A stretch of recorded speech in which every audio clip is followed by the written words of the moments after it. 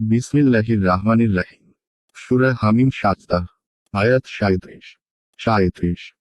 তার নিদর্শনাবলীর মধ্যে রয়েছে রাত ও দিন, সূর্য ও চাঁদ। তোমরা সূর্যকে সাজদা করো না, চাঁদকেও নয়।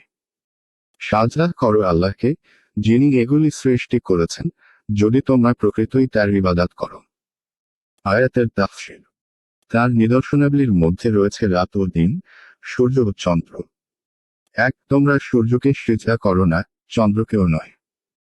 2 বরং সিজদা করো আল্লাহকে, যিনি এগুলি সৃষ্টি করেছেন। 3 যদি তোমরা তার এই ইবাদত, দাসত্ব করো। অর্থাৎ রাত্রে অন্ধকার দিয়ে ঢেকে দেওয়া যাতে মানুষ তাতে বিশ্রাম নিতে পারে এবং দিনকে আলোক উজ্জ্বল করা যাতে জীবিকা উপার্জনে কোনো অসুবিধা না হয়।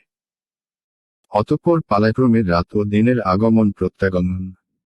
কখনো রাতের বড় ও দিনের ছোট হওয়া, আবার কখনো এর বিপরীত দিনের বড় ও রাতের ছোট হওয়া। অনুরূপ সূর্য ও চাঁদের নির্ধারিত সময়ে উদিত হওয়া ও অস্ত যাওয়া। তাদের স্ব কক্ষপথে নিজের নিজের পথ অতিক্রম করা এবং তাদের আপোষে কোনো সংঘর্ষ ঘটা থেকে সুরক্ষিত থাকা ইত্যাদি সবই প্রমাণ করে যে তাদের অবশ্যই কোনো স্রষ্টা এবং মালিক আছেন। অনুরূপ তিনি একক এবং সারা বিশ্বজগতে কেবল তারই কর্তৃত্ব ও নির্দেশ চলে। যদি পরিচালনা করার ও নির্দেশ দেওয়ার অধিকারী একাধিক হতো, তবে সারা জগতের এই সুশৃঙ্খল ব্যবস্থাপনা এত মজবুত এবং সুনিয়ন্ত্রিতভাবে টিকে থাকত না। 2 কারণ এরাও তোমাদের মতো আল্লাহর সৃষ্ট। প্রভুত্বের কোনো এখতিয়ার তাদের মধ্যে নেই, অথবা তাতে তারা শরীক নয়। 3 তে সর্বনাম স্ত্রীলিঙ্গ বহুবচন এই জন্য এসেছে যে হয়তো অর্থের ভিত্তিতে। কেননা জ্ঞানহীন বস্তুর বহুবচনের ক্ষেত্রে ব্যাকরণগত বিধান হল এটাই। অথবা এই সর্বনামের লক্ষ্য কেবল চাঁদ এবং সূর্য।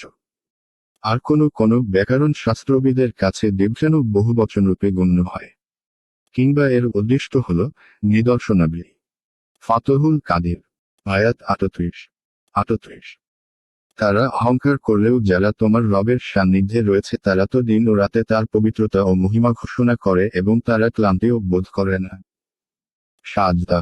আয়াতের তাফসীর। ওরা অহংকার করলেও যারা তোমার প্রতিপালকের সান্নিধ্যে রয়েছে তারা তো দিনরাত তার পবিত্রতা ও মহিমা ঘোষণা করে এবং তারা ক্লান্তিবোধ করে না। এই আয়াত পাঠ করার পর সিজদা করা মুস্তাহাব।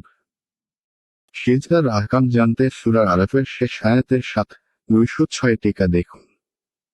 আয়াত 39। আর তার একটি নিদর্শন এই যে তুমি ভূমিকে দেখতে পাও শুষ্ক অতঃপর আমি তাতে বৃষ্টি বর্ষণ করলে তা আন্দোলিত স্ফীত হয়। যিনি জীব দেন তিনি মৃতের জীবন দানকারী। তিনি তো সর্ববিষয়ে সর্বশক্তিমান। আয়াতের তাফসীর। আর তার একটি নিদর্শন এই যে তুমি ভূমিকে দেখতে পাও শুষ্ক, অতঃপর আমি ওতে বৃষ্টি বর্ষণ করলে তা শস্য শ্যামলা হয়ে আন্দোলিত ও স্ফীত হয়। 2 নিশ্চয় যিনি ভূমিকে জীবিত করেন, তিনি জীবিত করবেন মৃতকে। 3 নিশ্চয় তিনি সর্ববিষয়ে সর্বশক্তিমান। এর অর্থ হল সুখ অনাবৃষ্টি অর্থাৎ মৃত বা উদ্ভিদ শূন্য। 2 অর্থাৎ বিভিন্ন প্রকারের সুস্বাদু ফল ও ফসলাদি উৎপন্ন করে।